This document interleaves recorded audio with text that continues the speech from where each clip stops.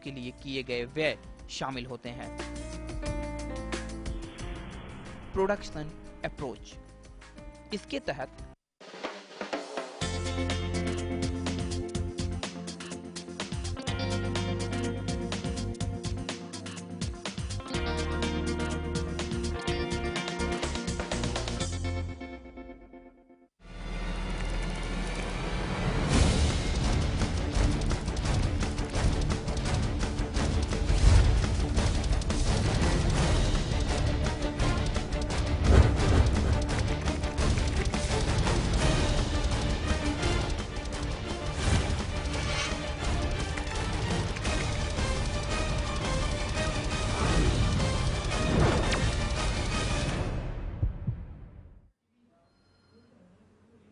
नमस्कार, आप देख रहे हैं 11 न्यूज पर हमारी खास पेशकश स्कैम्स एंड फ्रॉड्स और मैं हूं आपके साथ राहुल गोयल।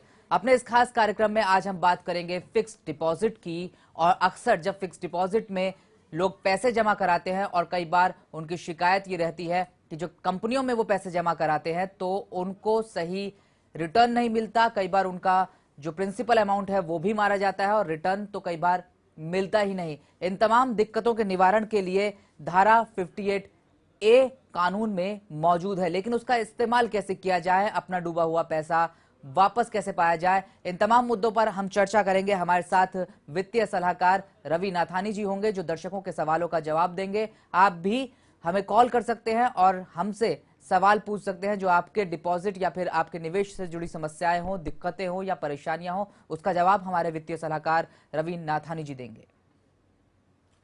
नमस्कार। आजकल इन्वेस्टर्स की ये रेगुलर कंप्लेन आई हुई है कि हमने जितने भी एपिसोड्स किए हैं स्कैम्स एंड फ्रॉड्स के, बार बार हर इन्वेस्टर ने एक ही कंप्लेन की है कि हमने फिक्स डिपॉजिट्स एक कंपनी में किया है, नामचीन कंपनी जो बॉम्बे स्टॉक एक्सचेंज और लिस्टेड होती हैं, national stock exchange, Bombay stock exchange में भी लिस्टेड हैं। वो सारी कंपनीज डिफ़ॉल्ट करती हैं और डिफ़ॉल्ट भी कोई ये 15 या 20 दिन या 1-1.5 महीने का नहीं होता, ये डिफ़ॉल्ट होता है काफ़ी बड़े समय का। किसी किसी की मैच्योरिटी पीरियड अप्रैल 2013 में एक्सपायर हो चुकी होती है और अब तक वो इन्वेस्टर जूझ रहा है, अब तक वो इन्वेस्टर कोशिश कर रहा है कि मुझे वो पैसे वापस मिल सके। और सबसे बड़ी बात यहाँ पे ये है कि जितने भी ये इन्वेस्टर्स हैं, मेजॉरिटी जो इन्वेस्टर्स की एज होती है वो एज है सीनियर सिटीजन की। रवि, आप बने रहे हैं। हम दरअसल दर्शकों को ये समझाने की कोशिश करते हैं कि जिस तरह से आप जिक्र कर रहे थे कि कई बार जो निवेशक है उनको धोखा मिलता है, ऐसे में धारा 58A की बात आती है जो कानून में प्रोविजन है जिसके तहत कंपनी लॉ बोर्ड में शिकायत की जा सकती है और निवारण किया जा सकता है समस्याओं को। उसको समझने की कोशिश ग्राफिक्स के जरिए कर लेते हैं कि दरअसल ये धारा 58A है क्या। एक्ट 1956 के सेक्शन 58A के मुताबिक कोई भी कंपनी या व्यक्ति विशेष किसी भी तरह के निवेशी योजना बिना विज्ञापन के स्वीकार नहीं कर सकते, न ही उससे शुरू कर सकते हैं। सेक्शन 58A(1) के अनुसार कोई भी कंपनी या व्यक्ति विशेष किसी भी तरह के डिपॉजिटरी स्कीम बिना विज्ञापन के शुरू नहीं कर सकते और न ही डिपॉजिट स्वीकार कर सकते हैं। निवेशी योजना के विज्ञापन में यह आवश्यक होता है कि कंपनी या व्यक्ति विशेष अपनी आर्थिक स्थिति का पूरा ब्यौरा जाहिर करे। निवेशी योजना RBI, वित्त मंत्रालय और सेबी के गाइडलाइन के अनुसार होनी चाहिए। 1974 से पहले के deposit schemes RBI act 1934 chapter 3B के अनुसार होना चाहिए। कोई भी कंपनी निवेशी स्कीम को रिन्यू नहीं कर सकता अगर ऊपर दिए नियम के अंतर्गत योजना नहीं है तो। अगर कोई भी कंपनी क्लॉज C के सब सेक्शन 3 और 4 के अंतर्गत निवेशकों के पैसे तय समय सीमा पर और तय रकम नहीं देती, तब उन पर कानूनी कार्रवाई की जा सकती है और कंपनी को निवेशकों के पूरे पैसे ब्याज समेत लौटाने होंगे और ऐसा न करने पर कंपनी के सारे बड़े अधिकारियों को कानूनी सजा हो सकती है या रकम के बराबर जुर्माना हो सकता है। कंपनीज एक्ट 1956 के सेक्शन ये कुछ प्रावधान है कंपनीज एक्ट 1956 के तहत धारा सेक्शन 58A के, जिसके मुताबिक कोई भी योजना बिना विज्ञापन के स्वीकार नहीं की जा सकती, यानी कि कंपनी को पहले उसका विज्ञापन जारी करना होगा और उसके बाद ही निवेशकों से उसमें पैसा लगाने की बात या फिर उसकी अपील जो है वो की जा सकती है। रवि नाथानी साहब हमारे साथ लगातार बने हुए हैं।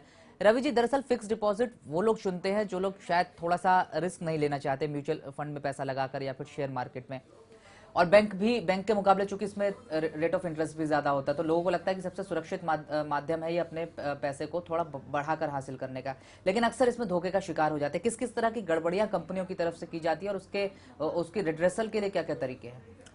जी देखिए, यहाँ पे ये बात बिल्कुल सही है कि कॉमन इन्वेस्टर यही सोचता है कि मुझे कुछ एक्स्ट्रा इनकम मिल सके और मैं वो इनकम सेफली कमा सकूं, सेफेस्ट वे में जिसको हम कहते हैं कमा सकूं। तो ये लिक्विडेटिव जो ऑफर्स आते हैं, बहुत ही उम्दा ऑफर्स आते हैं सारी कंपनी से, ये कहते हैं कि हम 18% इंटरेस्ट पर एनम देंगे, जहाँ पे अगर हम बैंक को कंपेयर करें तो वो सिर्फ 9 और 9.5 या 10% तक सीमित हो जाता है। तो ऐसे स्टेज पे इन्वेस्टर्स ये सोचता है कि कुछ ज़्यादा इनकम मिले, लेट्स गो फॉर इट। और कंपनी का नाम मैंने जाहिर है सुना है, कंपनी लिस्टेड है स्टॉक एक्सचेंज में और सारी जगह। मैं इन्वेस्टर से एक चीज़ कहना चाहता हूँ कि जो भी कंपनी लिस्टेड है या अनलिस्टेड कंपनी है और ऐसी आर्टिकल्स, ऐसे एडवर्टीजमेंट्स देती हैं कि आप हमारे पास इन्वेस्ट करो, वो इन्वेस्टर्स को एक होमवर्क कर लेना चाहिए। होमवर्क क्या होता है कि कंपनी का background check, financial background check क्या है, क्या कंपनी ने पहले कभी डिफॉल्ट किया है, या कंपनी ने अगर वो पैसे ले रही है तो कौन से कारण के लिए ले रही है, क्या उसमें आगे के फ्यूचर प्लान्स क्या हैं कंपनी के। वो सारी चीज़ें देखने के बाद ही इन्वेस्टर उस कंपनी में इन्वेस्ट करे। क्योंकि मैंने जितने भी फ़ोन कॉल्स हमने जो कस्टमर्स के आते हैं वो सब यही कहते हैं, हमें किसी ने सजेस्ट कर लिया, हमने पैसे लगा दिए, हमारे पास पैर में पैसे पड़े थे, अब जिसने सजेस्ट किया वो भी घूमे और कंपनी से बात करने जाओ तो कंपनी में धक्के खाने पड़ते हैं। जैसे कि मैंने पहले कहा, मेजॉरिटी कंप्लेंट्स ये सारी सीनियर सिटीजन की है। तो सीनियर सिटीजन क्या होता है, फॉलो अप में थोड़ा सा डिले प्रोसेस होता है। तो थोड़ा वक्त लगाते हैं। उस चीज़ के लिए मैं बार बार अपने दर्शकों को ये कहना चाहता हूं कि उस पर्टिकुलर चीज़ के लिए एक सेक्शन 58A जो हमने कोशिश की बताने की, दिखाने की कि एक्चुअली उस केस का रीज़न क्या है, उस सेक्शन का मतलब क्या है। वो सेक्शन आप अगर कंपनी लॉ बोर्ड में जाओ, जो बलाट पियर बॉम्बे में उनकी एड्रेसेस हैं, वहाँ पे अगर आप अपनी कंप्लेंट्स रजिस्टर करो तो वहाँ लेस देन 180 डेज, बोलते तो वो 90 डेज हैं, लेकिन 90 से 180 दिनों के अंदर अंदर कोर्ट से जजमेंट ऑर्डर पास होता है। वो आपके हद में होता है to repay the entire amount with the interest as well as the penalties जो कंपनी को लगती है, वो सब आपके हित में जाएगा और कंपनी को आपको पैसे तुरंत देने होंगे। तो लोग वहां तक पहुंच नहीं पाते, इसकी वजह से वजह क्या, या तो कंपनियां ट्रांसपेरेंसी नहीं बरतती है? जी नहीं, ये सबसे बड़ी बात ये है कि यहाँ होता है इलिटरेसी। ये एक पर्दा है जो इंसान, जो बहुत सारे इन्वेस्टर्स को पता नहीं है। हमारे इंडिया में, हमारी जो सोसाइटी में बहुत सारे ऐसे कानून हैं जो एक आम आदमी के रीच तक भी नहीं है। वो ये सोचता है बस मैंने कोर्ट कचहरी के धक्के नहीं खाने, मुझे बहुत सारे पैसे लगने। लेकिन यहाँ पे कोई कोर्ट कचहरी का धक्का, मतलब आपको खैर कोर्ट में जाना होगा, लेकिन इसमें एक्सपेंस जो होगा वो सिर्फ ये होगा कि आपको एक कागज उठा के अपनी एक कंप्लेंट लिखनी है और वो कंप्लेंट जाके एक स्पेसिफिक जगह पे जाके रजिस्टर करनी है। बस उतने का ही आपके सर पे खर्चा है। और उसके बाद जो कंपनी फॉलो अप करेगी, जो कंपनी लॉ बोर्ड है, स्ट्रक्चर जो है उस चीज का, वो आपको दिखती है। रीजन क्या है ये सब बताने का हमारे दर्शकों को एक ही है कि बार बार हमें एक कंप्लेंट्स आती है। अगर हमने 10 ईमेल्स आज दिन में आए हैं तो उनमें से 9 ईमेल ऐसी होती हैं जहां इन्वेस्टर्स कंप्लेंट करता है कि मुझे पैसे नहीं मिले, अब मैं कहां करूं, कंपनी फोन नहीं उठा रही, कंपनी ने कॉन्टैक्ट डिटेल्स चेंज कर दिया है, कंपनी ने एड्रेसेस चेंज कर दिए हैं। जैसे कि मैं एक एग्जांपल दे रहा हूं, बिरला पावर सॉल्यूशंस, यश बिरला ग्रुप की इतनी बड़ी पैमाने पे कंपनी है, इतनी बड़ी एस्टैब्लिश्ड कंपनी है, उन्होंने जब अपनी एड्रेसेस चेंज की तो मेजॉरिटी ऑफ द इन्वेस्टर्स को तो ये भी नहीं पता था कि कंपनी आज कहाँ से लोकेटेड है। जब उन्होंने हमें कांटेक्ट किया या उन्होंने और भी सोर्सेज से, तब उनको पता चली कि कंपनी ने अपना स्ट्रक्चर पूरा चेंज करके एक और जगह पे कर दिया। अब ये सारी चीजें इन्वेस्टर नहीं सोच सकता, वो तो दिक्कत में आ जाता है कि मैं कहाँ जाऊँ, किसके दरवाजे खटखटाऊं।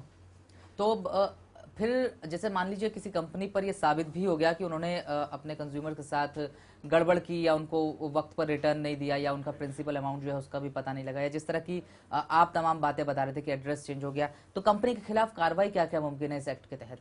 देखिए, इस कंपनी में कार्रवाई सीधी एक तरफा होती है, वो होती है इन्वेस्टर के हित में। कंपनी जब भी कोई इन्वेस्टर कंपनी लॉ बोर्ड में कंप्लेन करने जाता है, तो उस वक्त जो प्रोसीजर ये होता है कि कंपनी लॉ बोर्ड कंपनी के डायरेक्टर्स को पूछती है and they ask only one valid reason why you have not paid the entire amount till date. Either you pay the amount with the saturated time which we are giving it to you, or face the consequences। इतना strict order होता है वो कि straight forward court investor के हित में फैसला देती है और उनको 30 से 40 दिनों का टाइम देती है, और उस टाइम के अनुसार आपको विथ इंटरेस्ट, अगर आपकी मैच्योरिटी समझ, जैसे मैंने पहले कहा अप्रैल 2013 में हो गई है, तो अप्रैल टू अभी जनवरी 2014 है, तो उसका जितना भी डिफरेंस होता है विथ इंटरेस्ट आपको पेमेंट देना होगा on that specific day which is being declared by the company law board। लेकिन जानकारी के अभाव के अलावा क्या वजह है? चूंकि इतना सख्त प्रोविजन है कि निवेशकों का जो है इस तरह से धोखा नहीं किया जा सकता या उनका पैसा जो है वो डूब नहीं सकता, कानून में इसका बाकायदा प्रावधान है, लेकिन फिर भी 10 में से 9 कॉल्स जो है वो निवेशकों की इसी बाबत होती है कि उनको उनके अमाउंट का नहीं पता चल रहा है या कंपनी के बारे में कुछ पता नहीं चल रहा है। तो फिर जानकारी के अभाव के अलावा बाकी कौन सी वजहें हैं जिनकी वजह से निवेशक नहीं पहुंच पाते वहां तक? जी देखिए, पहली बात तो सीधी यही है कि आदमी ये सोचता है कि छोटे रकम के लिए मैं कहाँ कोर्ट कचहरी के चक्कर खाऊं, लेकिन जब वो रकम क्यूमुलेटिव इंटरेस्ट बढ़ते बढ़ते, आज देखो किसी इंसान को एक कॉमन एक चीज हो गई है, मैंने अगर किसी 4 आदमी से पूछ लिया भाई आपने 4,500 या 5,000 रुपए इन्वेस्ट किए हैं, आप क्या उसे लड़ने के लिए कोर्ट जाओगे? तो मेजॉरिटी आदमी का ये होता है यार मेरा खुद का इतना बिजी स्केड्यूल है, मैं क्यों अपने पैसे लड़ने जाऊं, छोड़ देता है। वो कारण है जिसको बहुत सारी कंपनीज मिसयूज करती हैं। This is a loop hole in the system. जो कंपनी छोटे छोटे इन्वेस्टर्स से पैसे लेती है, जैसे 5,000 फिक्स डिपॉजिट ले लिए, 15,000 फिक्स डिपॉजिट ले लिए, तो आदमी ये सोचता है कि मैं नौकरी वाला आदमी हूँ, या मुझे अगर घर में पूरा दिन बैठना है, मुझे कोर्ट कचहरी के चक्कर नहीं खाने, ये सोचा चलो 15,000 मेरी जिंदगी के खत्म हो गए। लेकिन जब वो क्यूमुलेटिव इंटरेस्ट बनते बनते वो 15,000 का 1 लाख रुपया हो जाता है, उस वक्त वो आंखें खुल जाती हैं, अरे मेरे 1 लाख रुपए पड़े हैं, कम से कम थोड़ा बहुत तो मिलेगा। तब इन्वेस्टर्स आके झगड़ा करते हैं और कंपनी से सवाल करते हैं कि हमारे पैसे क्यों नहीं दिए। See this is a common problem of majority of the people. लेकिन क्या इसका सोल्यूशन ये भी है कि जैसे एक निवेशक जाता है तो उसको लगता है कि जैसा आपने बताया कि मैं एक अमाउंट के लिए कितनी लड़ाई लड़ूंगा और छोटी सी अमाउंट है वो जाने देता है, क्या निवेशक मिलकर एक फॉरम नहीं बना सकते हैं? जब क्योंकि एक कंपनी के खिलाफ इस तरह की कई शिकायतें आती होगी, तो फिर निवेशक एक मंच पर आए और फिर वो उसकी उस तरह से शिकायत करे, क्या ये मुमकिन है? देखिए, इसमें क्या होता है, हमने रेगुलरली अगर किसी से बात करो तो कॉमन सवाल ये होता है कि सब बोलेंगे हमने कंज्यूमर कंप्लेन कर ली। ये चीज में कंज्यूमर कंप्लेन में कोई फायदा नहीं है। यहाँ क्या होता है, सपोज पार्टी ए ने कंप्लेन किया है अबाउट एक्स कंपनी, अब जब दूसरी कंपनी सपोज करो 3 महीने बाद या 2 महीने बाद दूसरा भी कोई बंदा ये समझ में आता है कि उसकी पेमेंट्स ड्यू है और कंपनी ने पेमेंट नहीं किया है, अगर वो भी कंपनी को कांटेक्ट करता है, कंपनी लॉ बोर्ड को, तो वो मर्ज हो जाता है पार्टी ए के साथ। तो ऐसे क्या होता है, ए बी सी और ऐसे जितने भी इन्वेस्टर्स हैं वो सब क्लब किए जाते हैं एक स्पेसिफिक केस में, और कंपनी के हित में वो कंपनी के अगेंस्ट में वो फैसला कर दिया जाता है कि ये जितने भी पार्टीज हैं, due respect to all the numbers, कोई जरूरत नहीं है किसी ने, क्योंकि ए पार्टी ने 2 महीना पहले कोर्ट में केस किया है, तो अगर जो जेड पार्टी है वो आज के लिए जा रही है और कल कोर्ट में फैसला है, तो जेड भी मर्ज हो जाएगा कल के लिए, और उसको कल का कल पैसे पूरे करने होंगे। इस चीज का जो सेक्शन 58A में ये चीज का फायदा है। इन्वेस्टर्स को मैं बार बार इत्तला यही करता हूं कि अगर आपके पैसे अटके हैं और अगर आप कोई चीज के लिए कुछ समझ में नहीं आ रहा है, कोई रास्ता समझ में नहीं आ रहा है, तो हमें बेशक कांटेक्ट कर सकते हैं या हमें ईमेल भी कर सकते हैं। हम जाहिर है पूरी स्कैम्स एंड फ्रॉड्स की पूरी टीम कोशिश करेगी कि आपके साथ रहे, आपके साथ हमेशा इस चीज में शामिल रह सके। और हमारी टीवी स्क्रीन पर नंबर भी लगातार फ्लैश हो रहे हैं, तो अगर आपकी कोई मौजूदा समस्या है इसी तरह के किसी निवेश से जुड़ी हुई, तो आप हमारे वित्तीय सलाहकार से उसका हल जान सकते हैं और जान सकते हैं कि किस तरह से आप अपनी रकम को वापस पा सकते हैं। निधानी जी, एक चीज मैं आपसे और जानना चाहूंगा कि जब पैसा लगा देता है कोई निवेशक और वो इस तरह से डूब जाता है या उसको नहीं मिलता है वक्त पर, ये तो एक समस्या हो गई, लेकिन पैसा लगाने से पहले किस किस तरह की एहतियात बरतनी चाहिए निवेशक को उस कंपनी, क्योंकि कई बार कई नाम इतने बड़े होते हैं कि निवेशक ये मान के चलता है कि नहीं ये कंपनी चूंकि कई सालों से है, लिस्टेड है, चलिए इसमें पैसा सेव रहेगा। बहरहाल इस सवाल का जवाब मैं आपसे लूंगा, लेकिन लक्ष्मी सुब्रमण्यम नाम से हमारे कॉलर एक हमारे साथ जुड़ चुके हैं। जी, क्या है आपका सवाल? Sir, I'm staying in Chembur. I've got my FD with Elder Pharma. Okay. So it is actually 50,000 each 2 FDs I have. So it's 1 lakh rupee. The thing is, they have not given me the principal amount. I'm behind them. They are just giving me a postponed date. They as on it, they have not given me a single pay. But they have cleared all their interest and all. They have not given me my principal amount.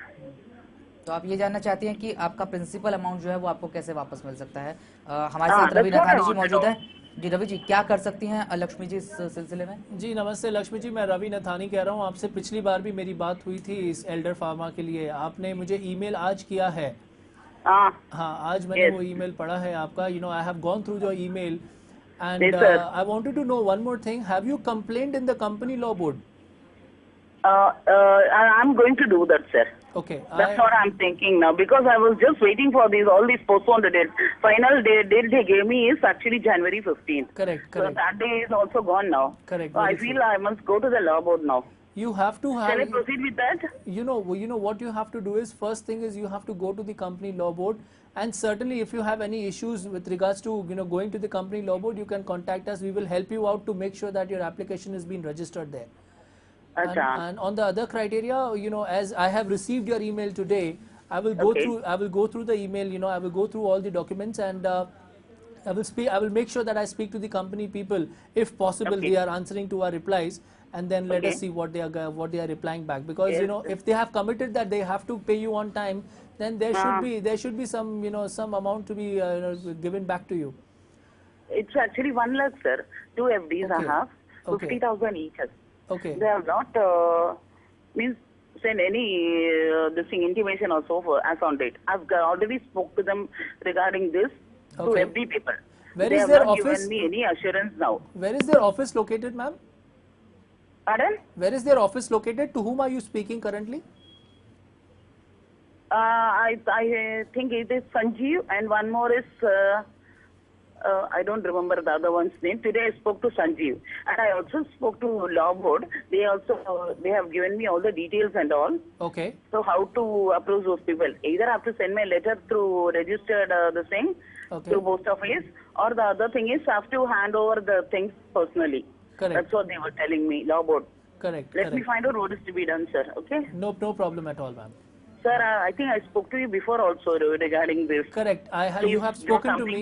Yes, you have spoken to me about this, and I was waiting for your email, but today I have checked your email. We have received your email today. Right. Yeah. Right. So we will go through it, and we will let you know what exactly the progress Please. is.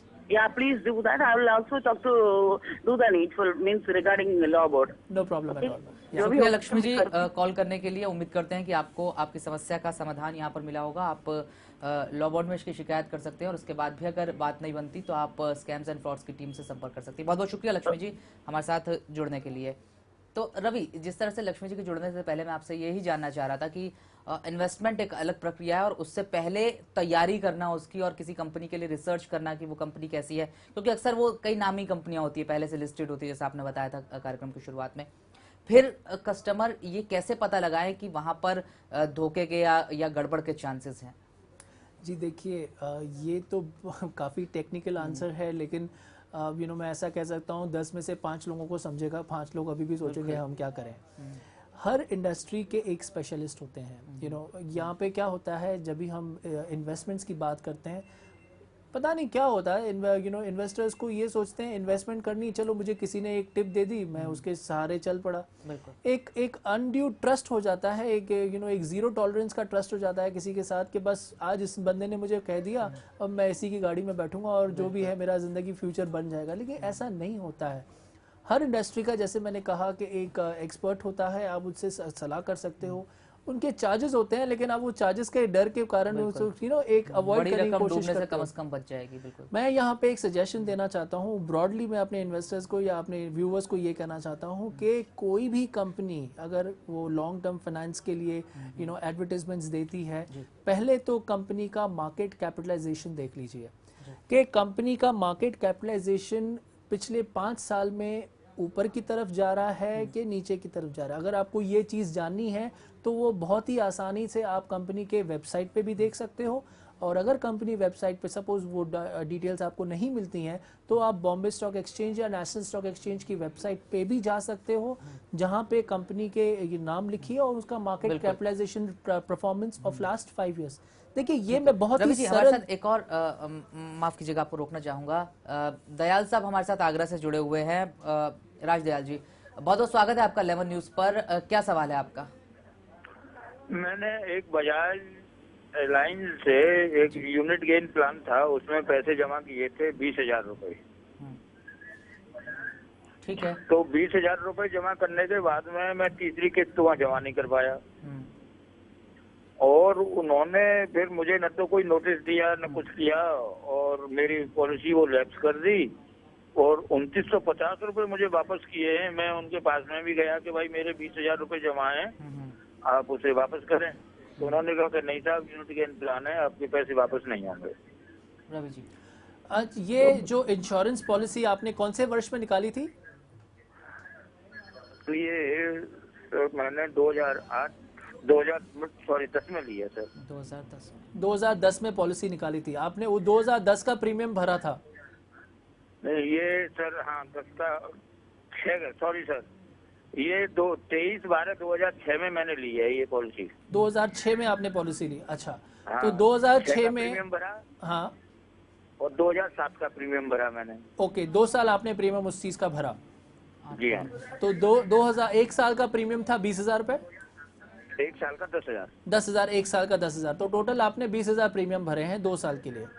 Sir ठीक है। अब ये जो policy थी कितने साल की थी? ये उन्होंने यही बताया था जब पॉलिसी ली गई थी कि 3 साल तक आपको पैसे जमा करने हैं और उसके बाद में कोई जमा नहीं करना है। अच्छा। 5 साल बाद से आपको रिटर्न होना स्टार्ट हो जाएगा। अच्छा, ये जो पॉलिसी उन्होंने जो कही थी 20,000 रुपए या आपको 10,000 हर साल देनी है, वो उसके पॉलिसी डॉक्यूमेंट्स आपके पास होंगे?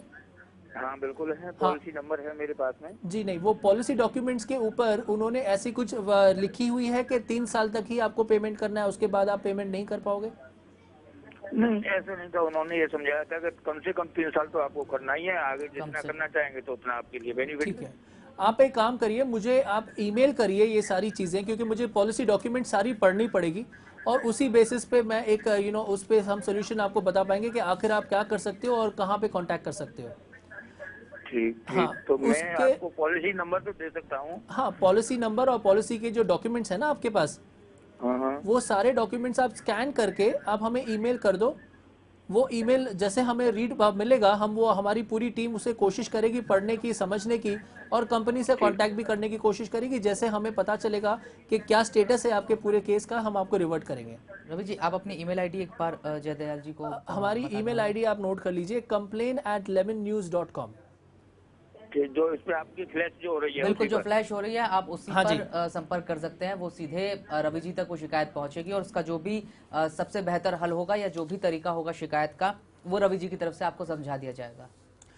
देखिए इसमें क्या है, मैं इन्वेस्टर्स को ये कहना चाहता हूँ कि अगर वो हमारे साथ जुड़े हैं, खैर मेरे ख्याल से नहीं जुड़े हैं शायद, मैं इन्वेस्टर्स को ये कहना चाहता हूँ कि बहुत सारे इंश्योरेंस के भी ऐसे मिस सेलिंग के केसेस आते हैं जहाँ पे वो वादे तो बहुत बड़े बड़े करते हैं लेकिन वो चीज़ों पे सामने नहीं आते। यहाँ पे बहुत सारी चीज़ों को हमें ध्यान देना होगा। इन्वेस्टर को पॉलिसी पेपर जो मिलता है, जो वायदे उनको दिया गया था पॉलिसी एजेंट से, पहला जो पॉलिसी एजेंट उनको पॉलिसी समझा रहा है उस चीज की पूरी डिटेल्स उनको ले लेनी चाहिए। बिल्कुल, कई बार ऊंची दुकान और फीके पकवान वाली हालत निवेशकों के साथ हो जाती है, तो उससे बचना चाहिए और कोशिश करनी चाहिए कि तमाम जांच पड़ताल के बाद ही जो भी रकम निवेश की जा रही है वो उसके बाद और ये क्लियर हो जाने के बाद ही निवेश करें। बहरहाल हमारी इस खास पेशकश में इतना ही, हमें दीजिए इजाजत, नमस्कार।